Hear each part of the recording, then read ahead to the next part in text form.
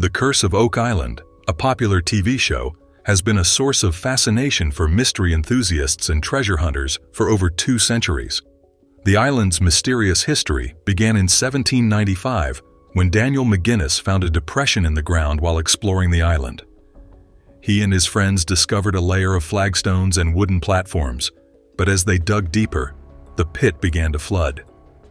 This was a sophisticated booby trap designed to keep whatever lay beneath hidden.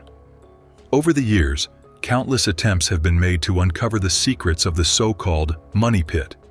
From treasure hunters in the 19th century to modern-day explorers with advanced technology, the allure of Oak Island has never waned. While some have claimed to find intriguing clues, like a scrap of parchment, traces of gold, and even ancient artifacts, the ultimate prize has remained elusive. In the 20th century, an article in Reader's Digest introduced Oak Island's legend to the masses through an article titled, "Oak Island's Mysterious Money Pit." The article painted a vivid picture of a hidden treasure protected by ingenious engineering. Rick Lagena, a young reader, stumbled across the article at just 11 years old and was hooked by the mystery, adventure, and audacity of the story. His younger brother Marty saw a puzzle, a complex centuries-old challenge that demanded to be solved. The island's engineering marvels, like the money pit, which is far more complex than anything a group of pirates might have built. The most fascinating theory ties the Knights Templar to Oak Island, a medieval order disbanded in the early 14th century and rumored to have hidden its treasures, including religious relics like the Holy Grail. While there is no definitive proof linking the Templars to the island, some discoveries, such as a lead cross found by the team, suggest a European presence predating the 18th century. Despite the exciting discoveries, the journey has not been easy. In 1992, Dan Blankenship, a mentor and driving force behind the modern treasure hunt, passed away. His experience, knowledge, and insights were invaluable to the mission, and the team brought in experts from diverse fields to continue the search. The Oak Island mystery revolves around flood tunnels, designed to flood the money pit when someone digs too deep. These tunnels are a feat of engineering that baffles experts to this day, suggesting that whoever buried the treasure or whatever is hidden wanted to ensure it stayed hidden. Recent explorations of the garden shaft have further deepened the mystery, as the team tested the water and confirmed it contained seawater, consistent with the tunnel system's purpose. The significance of Oak Island's story lies not only in the artifacts and tunnels, but also in the people who brought the mystery to the world's attention. Rick Lagena invited David MacDonald, the author of the 1965 Reader's Digest article that sparked global interest in the money pit, to visit the island in 2015. MacDonald's 5-page article captivated millions, inspiring treasure hunters like the Lagena brothers to pursue their dreams. The Oak Island mystery is a story of human curiosity, the drive to solve puzzles, and the thrill of discovery. The artifacts, flood tunnels, and engineering feats point to a level of effort and secrecy that suggests something of great importance lies beneath the island. The show, The Curse of Oak Island, has consistently ranked as one of the top-rated nonfiction series, with millions of viewers tuning in each week. Beyond coins, tools, and artifacts tied to specific periods, the team has found objects and phenomena that defy easy explanation. One such discovery was a lead cross found on Smith's Cove, which many speculate could date back to the 14th or 15th century. The cross's unusual design resembled symbols associated with the Knights Templar, suggesting a European presence on the island centuries before the British or French. The stone roadway uncovered in the swamp area appeared deliberately engineered, suggesting that it could have been a transport route for heavy cargo, possibly even treasure, leading to or from the mysterious money pit. Another baffling find was a fragment of parchment paper pulled from deep within the money pit, which had legible writing on it, suggesting it could be part of a larger document or treasure map. Metal detection surveys have also revealed strange objects buried at different depths, including what appears to be a set of iron spikes. Coconut fiber discovered in various parts of the island has been radiocarbon dated to centuries past, suggesting that whoever created Oak Island's traps had access to global resources and time. Despite these remarkable finds, not all fans are impressed. Some have grown frustrated, questioning why the treasure has not been found yet. The announcement of another season started rumors that the show might be banned, but no evidence supports this. Fans will keep watching, eagerly awaiting the next chapter. Additional research is necessary to fully comprehend the effects of these discoveries. This occurrence serves as a cautionary reminder to approach stories of unexpected discoveries with a skeptical mindset. There are many variables that can affect the veracity and dependability of such. The team is working to confirm the location of a flood tunnel and track it back to the money pit area, determining where the treasure may be buried deep below ground. They are looking for something that was built by human hands, and they find a board at the water level right now. The team is curious about who built this structure, researchers, or original depositors. A board is found at the water level, and they are looking for something out of place in the area. They are looking for anything out of the ordinary in the area, and there is something out of place in the current situation.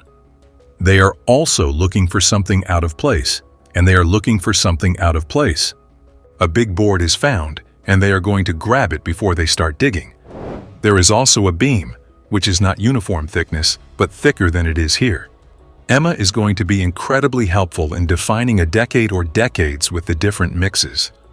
If the team can verify that this concrete was made in the 1960s, it would likely mean that it was created by the Restall family, and their efforts to locate the believed flood tunnel that feeds seawater into the money pit could soon pay off. The team finds a huge beam, which is evidence of work by human hands and could represent previously unknown work. It is exciting to think that something here might speak eloquently to what happened here. Later that afternoon, Marty Lagena joins them via video conference in the war room, where Craig Tester, Rick Lagena, and other members of the team meet. The team is working to find a flood tunnel and its location in the money pit area, with the hope of solving the mystery for all who have come before them. They are also looking for anything out of the ordinary in the area, and they are excited to see what they find. Archaeometallurgist Emma Culligan has recently discovered large pieces of concrete at Smith's Cove, which is a simple cement concrete composition. The concrete was scanned using an X-ray diffraction device, XRD, and found to have a Portlandite trace, which puts it in the group of Portland cement. Portlandite is the most common type of cement used in modern-day construction, often mixed with sand, gravel, and water. There are only 2 locations in Canada that have Portlandite, Quebec and BC, and all aggregates and sand are likely Nova Scotia-based. The Quebec location started hydraulic mining in the 1920s, and this is hydraulically mined cement. It is unlikely to be anything post-1980s because it lacks modern concrete mix. The Restalls believed that the spot to shut off the flood tunnel was the reason they wanted to cement it, as it had a direct impact on the flow of water. The discovery of the vertical shaft at Smith's Cove confirms that the flood tunnel system is real and that the Restalls were in the right place. Craig Tester and Rick Lagena and Scott Barlow arrived to inspect the potentially historic discovery, finding rocks that appear to be below where the boards were found. Billy found each rock touching and underneath fist-sized rocks. Craig believes that these boulders are man-made, as they have a linearity that Mother Nature doesn't do. If confirmed, the location of the flood tunnel and project that line, somewhere on that line should be the original money pit. This story has endured and continues to be fascinating due to the well-engineered, well-thought-out, and cogent application of money, time, material, and effort. The only thing left to do is to continue digging. That other day, Peter Fornetti and metal detection expert Gary Drayton are searching through spoils from a mysterious rounded stone foundation on Lot 5. The team has uncovered valuable 17th-century Venetian trade beads, a mortar-like material matching soils recovered from over 100 feet deep in the money pit area, and iron tools scientifically linked to Sir William Phipps, a 17th-century English politician and naval officer who is believed to have buried a massive hoard of Spanish silver on Oak Island in 1687. One of the artifacts found on Lot 5 could be an integral part of the story on Oak Island. A copper belt plate was discovered, possibly connected to the iron tools found in the nearby foundation on Lot 5. If there is any military insignia or regimental numbers on the plate, It might tell us who created the feature and possibly buried valuables in the money pit. The team plans to put the plate in a bag and find answers back at the lab. They are excited to hear Emma's report about the discovery and continue their search. Later that morning, Craig and other team members meet with blacksmithing expert Carmen Lega, who has come to examine the mysterious copper plate found one day ago. The Oak Island team has discovered a copper plate in the spoils from the round feature on Lot 5. Archaeometallurgist Emma Culligan analyzed the artifact using the Skyscan 1273 CT scanner and X-ray fluorescence spectrometer to identify its composition, which could help determine when it was created. The copper alloy, consisting of copper, zinc, iron, lead, and arsenic, is believed to predate the discovery of the money pit by more than a century. The team believes that Sir William Phipps, who discovered the Concepcion, may have been on Lot 5 doing something. Many people are familiar with Phipps's discovery of the Concepcion in 1687, and some of the treasure from the Concepcion was secreted to Oak Island. Thanks to the research of 32 N-degree Freemason Scott Clark, the team has found a prime suspect for who may have been behind the 2-3 stories, but it is possible to stumble upon something genuinely exceptional. It may be challenging to west of Oak Island. Throughout the day, Jamie outlines the boundaries of the old foundation, while Jack eagerly helps out. Jeff is focused on figuring out how this newly found foundation fits into the larger story of Oak Island. The team finds pieces of brick, pottery, and glass, giving important clues about how the site was used in the past. As they dig further, Jamie notices that the soil is unusually dense, hints at the possible presence of well-preserved structures or objects nearby. With growing curiosity and excitement about what they might find, the team works harder on the excavation. Each piece they uncover, no matter how small, could reveal a new layer of Oak Island's story. As they gather around a new find similar to one they discovered back in 2019 near a spot called H8, the air is filled with excitement. Archaeologist Fiona Steele adds to the moment by revealing another discovery, which boosts everyone's enthusiasm. Laird Niven suggests comparing this new find near the stone foundation on the island's western side to earlier samples to piece together more of Oak Island's unfolding story. The team embarks on a journey to uncover the hidden history of Oak Island, a mysterious island in the Bahamas. They send a wooden piece from under the garden shaft for carbon dating, and when they discover that the wood dates back to between 1631 and 1684, excitement grows. The team is focused on planning their next steps and finding more details about the island's past. Although they have not yet found the treasure, they are constantly discovering new clues and secrets along the way. One such discovery points to an ancient underground corridor, suggesting that there is still much more to uncover and understand. Marty Lagina, always paying attention to detail, takes a close look at the corridor, realizing it was built long before they started their work on Oak Island. His brother Rick sees this moment as a turning point in their search, as it is located in an area with a lot of metal deposits. Roger Fortin emphasizes the importance of carefully studying the corridor's structure to understand its history. Scott Barlow is eager to speed up the search, convinced they are close to a major discovery. Craig Tester brings positive energy, encouraging the group to keep digging. Rick thanks the team for their hard work and gives them the green light to continue exploring. As dawn breaks, the Duma excavation team arrives at the site, ready to push their search to around 95 feet deep. Billy Gerhardt, Jack Begley, and Gary Drayton are busy exploring an area close to the southeastern marsh, along an old stone path. The team wonders what secrets the path might reveal, and what might be at the end of the corridor. The team starts to think about the skill and creativity required to build such a structure so long ago, which gives them a new appreciation for the people who once lived on Oak Island and the historical significance of their discoveries.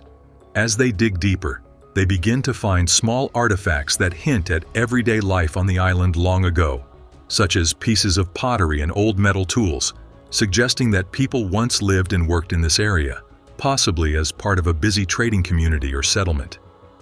Each find adds to the story of Oak Island, helping to create a bigger picture of its past. The team on Oak Island, led by Gary Drayton and Rick Lagena, was searching for hidden treasures in the swamp. They discovered wooden planks, crafted to fit together, which seemed to be pieces of an ancient ship.